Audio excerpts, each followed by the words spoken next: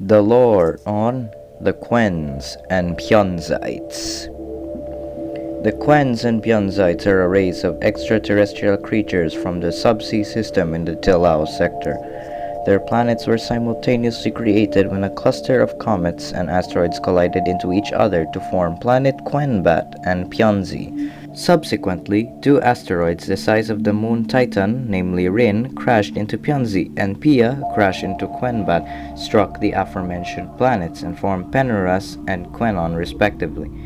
Quens and Peunzites are from the family called Rasnophaecians, a genus of species composing of multicolored variants of themselves, usually the white variant being dominant. For Quenbat's people, they are white, red, yellow, pink, green, orange, blue, purple, and gray. Rare occasions include brown and rainbow quens.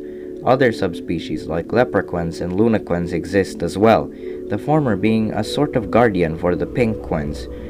For the Peunzites, there are the humanoids and the crabs, but they do have multicolored variants like black and blue. Izniop is a blue Peunzite adopted by Peunzi von Schwarzmeer, who was killed by Quenbat in Planeta Potentiae. The Quens and Peunzites speak languages akin to human languages. It is unknown how they came to learn Earth languages, especially during the time they were primitive creatures that just learned how to talk. The languages spoken in Quenbat are Finnish for the whites, Chinese for the reds, Italian for the yellows, Russian for the greens, Dutch for the oranges, English for the purples, Scots Gaelic for the pinks, French for the blues, German for the browns, Hawaiian for the rainbows, Irish for the leprechauns, Swahili, Luganda, Somali, Zulu, and Amharic for the grays. In addition, all Quens have a common understanding of Quen, the lingua franca of the planet, but it is also interchangeably used alongside English. In Peunzi, well, they speak German and English, and that's about it. Now, for their history. Evidence of early Quen civilizations exists dating back to 4500 BCE with a certain Argutu Alzak Tilau. Argutu was the tribal leader of the White Quens from 46-4 to 4410 BCE and the first to be appointed by the Quen supernatural entity Tilau. Tilau commissioned Argutu to make conquests of the surrounding multicolored Quens lands and erase them all from existence. This would result in a 100 years war concluding in a Quen victory. While basking in his victory by standing in the middle of nowhere, he was immediately devoured by a Vetpa. Argutu was succeeded by his son Dirmustra Tilau, who followed in his legacy, continuing the conquests of the white variant. Legend has it that when a battalion of white Quens were overwhelmed by the greens in the bloodbath of Yuj, a quarry filled with psidium, a rare purple-colored material produced by the planet's core itself, the whites were in the desperate position, having lost 1,000 men that time, when suddenly a purple flag fell from the sky, giving the whites renewed hope. The battle was a decisive victory, and despite the Green Quen's speed advantage, they were eventually beaten by Dirmustra's army's pure anger. Since this battle, the White Quens would constantly chant Terve Tilau as a form of greeting up until Dirmustra died at 798 years of age to a Grey. This was an example of the multiple killings performed by Grey Quen spies. Next in the roster was his nephew Faste Prul Tilau. His era was full of turmoil because of the Grey Quens constantly sabotaging white plans and disturbing the peace in their villages. Because of this, Vaste implemented measures to sift out Grey Quens, first by what we would call checkpoints today and questioning disguised Greys by asking them to say a certain Finnish word. The Grey would say something else because he could not pronounce it. Then the whites would seize him and slay him upon the same elevation Dirmustra was stabbed on. Priol continued this practice up until he mysteriously vanished on 4290 BCE, of which he was declared dead by the Council of Superior Beings 9 weeks after the search party sent to find him did not succeed. On July 6, 4289 BCE, The new leader, Kamayo Tilao, was elected by a unilateral vote by the Whites generals and people. Kamayo was named the King of Peace for his reign that went in tranquility among the White Quens, which have been resting from war against the so-called inferiors, as the multicolored have been called by him. Throughout this period, the multicolored Quens worried more about each other than the Whites, even at one point allying with them but getting subsequently denied. The Yellows and Oranges would engage in a long-term enmity from 4279 BCE to 1871 AD due to the Orange King Wilhelmus XIV wanting to expand his empire to rival the Whites. This came at the cost of destroying Yellow Quen villages, for they were strategically close to White Quen settlements. The Orange Quen Empire reached its peak at 1456 AD when 2.1 million square miles were obtained by them. The Whites then signed an agreement with the Yellows and supplied them with weapons to combat Wilhelmus's conglomerate. On September 3, 1560, Yellow forces commanded by Garibaldi Campion charged against the forces of Oranges and defeated them, beating the enemy as far as the west of the planet. This event would mark the permanent halting of the expansion of the Orange Empire and its subsequent delusion after Wilhelmus XIV burned his own house above himself out of madness. Seeing that the Orange threat has now been silenced, the White Quens, by Kamayo's orders, slaughtered the Yellow army almost unexpectedly. The soldiers that annihilated the Yellows were also killed by another group of troops that would put down anyone who came across their path as a means to conceal evidence that the Whites assisted the Yellows. Campion was also executed in secret prior to the carnage.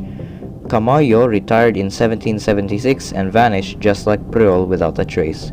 And then came along Guro Ju Tilao. He was the shortest reigning supreme leader, ruling only for 20 minutes before abdicating because of demonstrators demanding him to abdicate due to him implementing a tax increase on fili, a type of yogurt typically eaten by rural-dwelling Quens. Post-abdication, he accidentally fell into a pit housing a Luna Quen and was devoured brutally 5 hours later.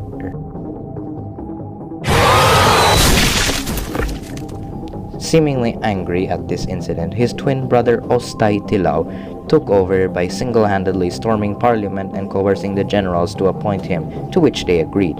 He then forcefully enlisted everyone who ousted Guro into the military and declared war on every multicolored variant, and sent them to attack a blue tower called Blue Secteur, which as expected resulted in everyone getting destroyed by the tower.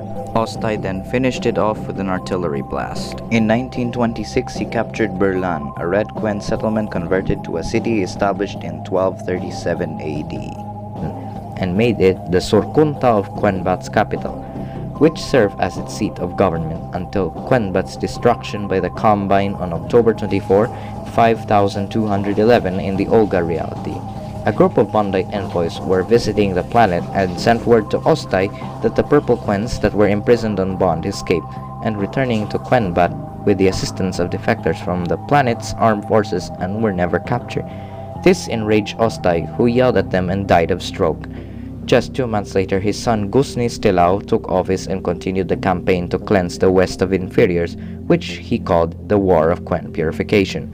Starting from 1930 to 2021, in which his commander Ishu Sujdai took part in the First Battle of Kasoquen, also known as 55 Days at Quenbat, in defense against the overwhelming multicolored troops whom Ishu's forces obliterated with the new pulse laser cannon supplied by the Bondites. Ishu would be awarded the Medal of Courage by then Captain Hans Kivinen. Gusnis, during his expansion campaign, would be killed off when a pink Quen threw a poison dart at his right arm. The only person to be by his deathbed was his son Sem Tilao.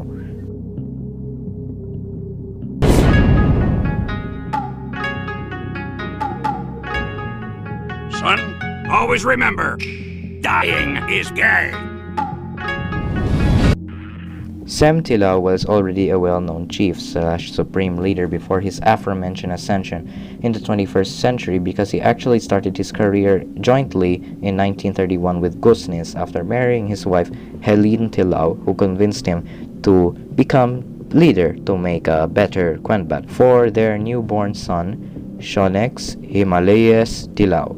Sem obliged and took up office that year and, as always, advocated on the elimination of the multicolored variants in the West so they can deal with those threats within his domain.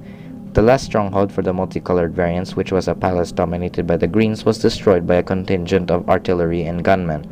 Those that survived alongside their Tsar, Veles Koshedok, fled to planet Karel. During the Zelenite exodus, Veles was injured and lost his right head when a Dutch ball merchant assaulted the evacuation spacecraft and kidnapped 3 green Quens to sell as slaves.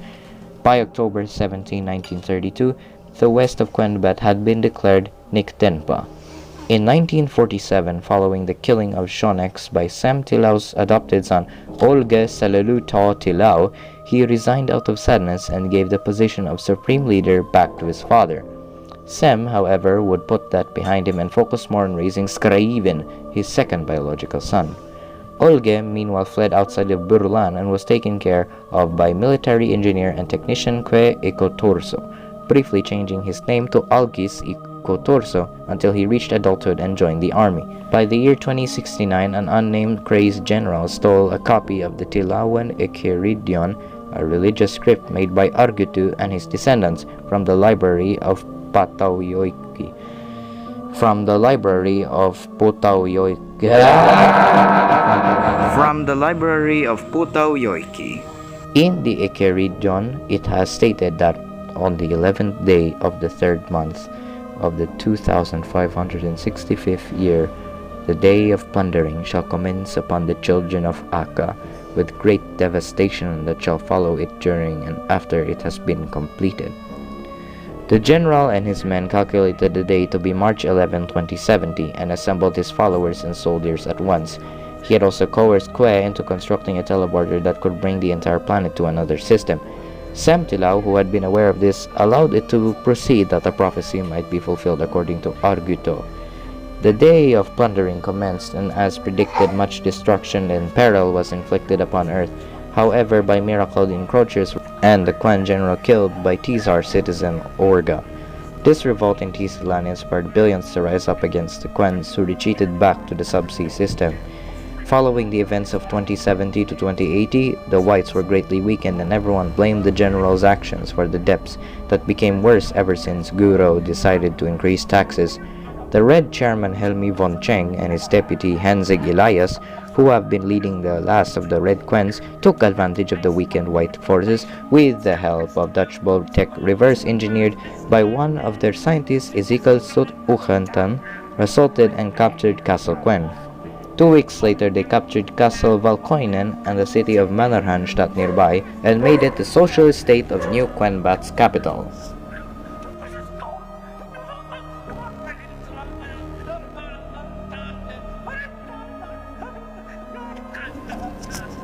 In response to the occupation of Castle Quen and Mannerhanstadt, Sem commissioned his scientists to convert the Dutch Polian tech to create weapons similar to the Red Quens.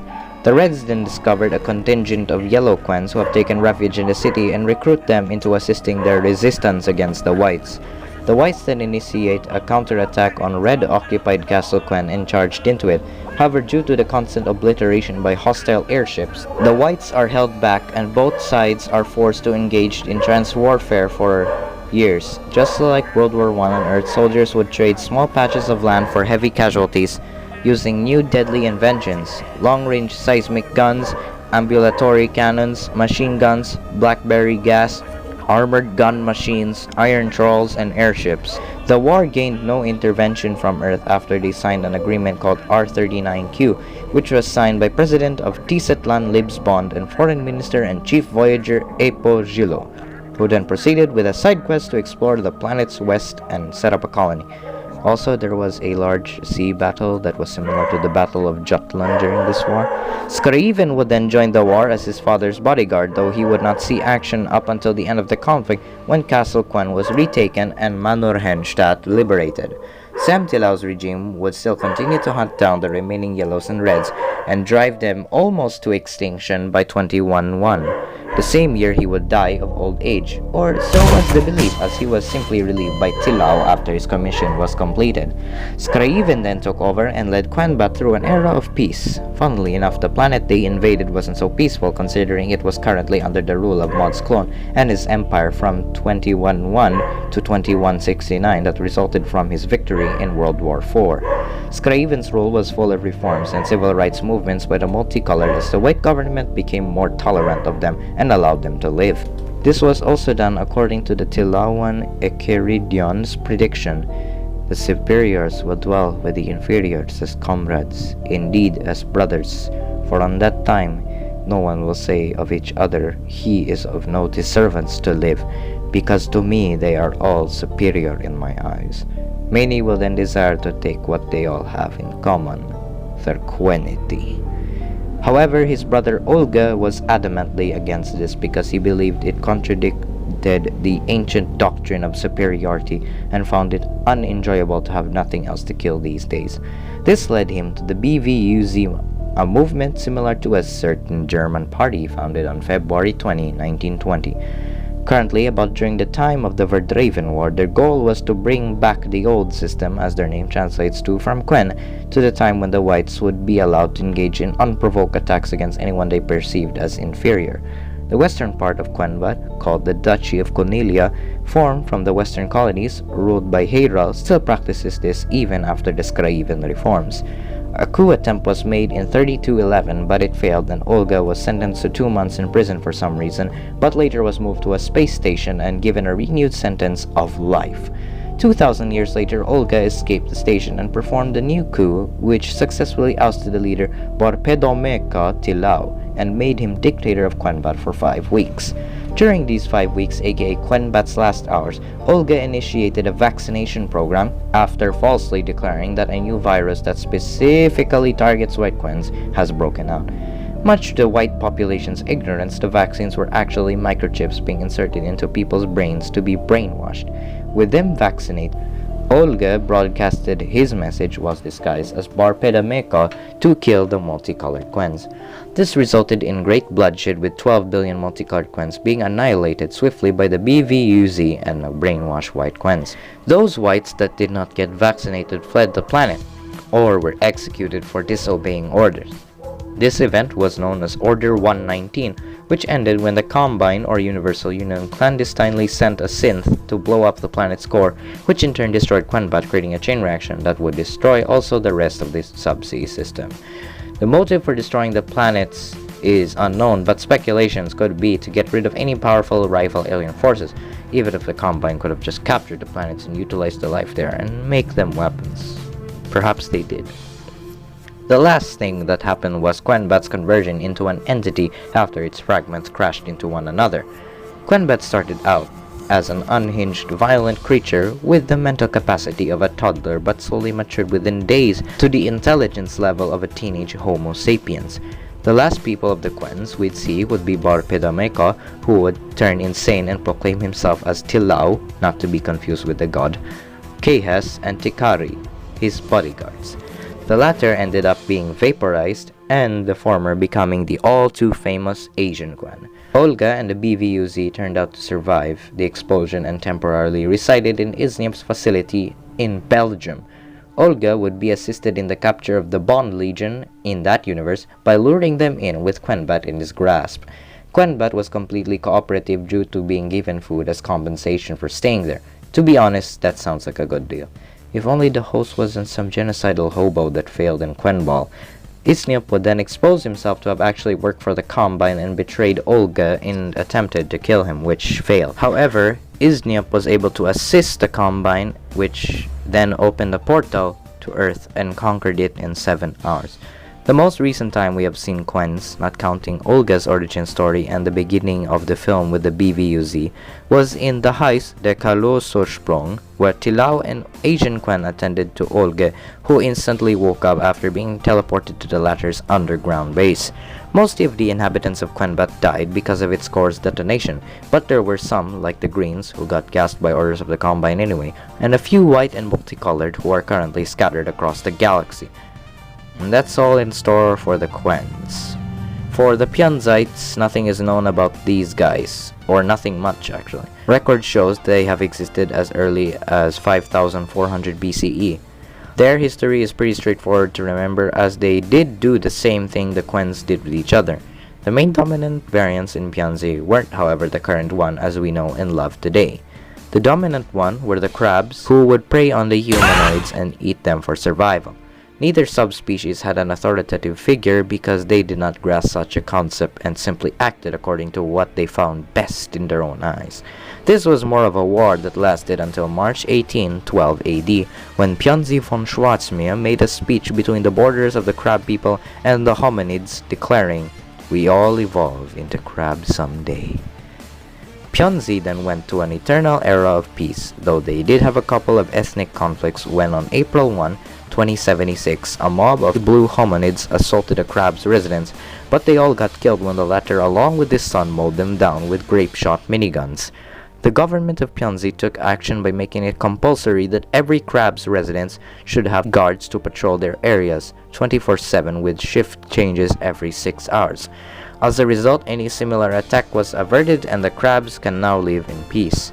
Another incident happened on November 12, 2101, involving a yellow and a white hominid quarreling over a jar of vodka in a crab-run seaport, and igniting when a crab dropped his cigarette and blew up the port. This has caused all crabs from now on cease living together with the hominids and reside in isolated islands and even ships. Returning now to the hominid Peunzites, the urban zone started industrializing after white Quens exploring the sector it was in arrived and introduced the new technology they made during the Red-White War. They also taught the Peunzites the Tilawan Ukaz, which is an edict on how to govern planets, and was reformed 3 times by Sam, Skraven, then Barpedomeke. Bond, Vincia, and Yusi also practiced the Tilawan Ukaz. Planet Peunzi still didn't adopt a formal way of having government leaders, but nonetheless revered the Ukaz like it was their leader itself, which is an unexplainable topic not even Peunzite philosophers could elaborate.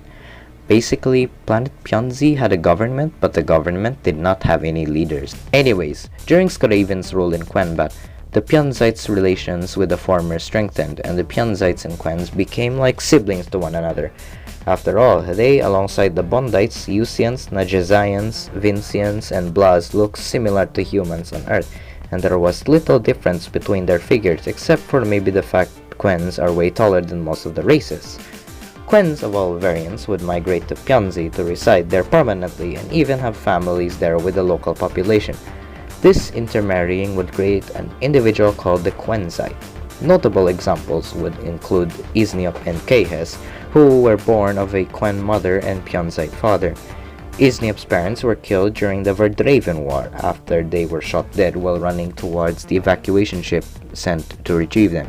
Peunzi von Schwarzmeer then rushed to him and carried him out of the battlefield as Isniop watched his parents' bodies lie and Belgian soldiers get terminated by Yoidet bullets.